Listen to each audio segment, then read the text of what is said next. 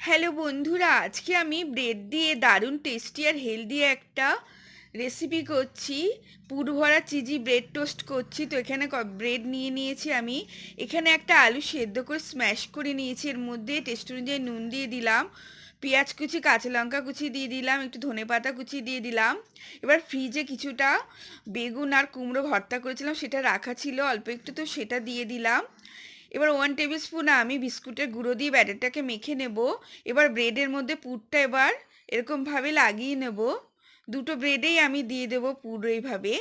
এবার ফ্রাই প্যানের মধ্যে আমি একটু বাটার অয়েল ব্রাশ করে নিয়ে যে যে পিঠে আমি পুর ভরেছিলাম, তো সেটাই সেই দিকটা উল্টে দিয়ে একটু চেপে দেবো।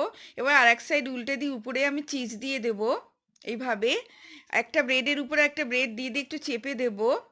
দেখো এবার রেডি হয়ে গেছে, একটা আমি তুলে নিলাম প্লেটে। এবার আর একটা এইভাবে আমি তৈরি করে নেব, চিজ দিয়ে দেবো ব্রেডের মধ্যে।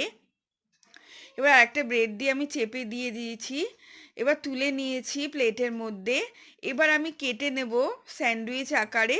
এটা খেতে খুবই টেস্টি লাগে আর বাচ্চা বড় সবারই ভালো লাগবে, একবার ট্রাই করে দেখতে পারো। তো রেডি হয়ে গেছে জিঞ্জার টি আর পুরভরা চিজি টোস্ট। তো চলো পরে দেখাবে, টাটা।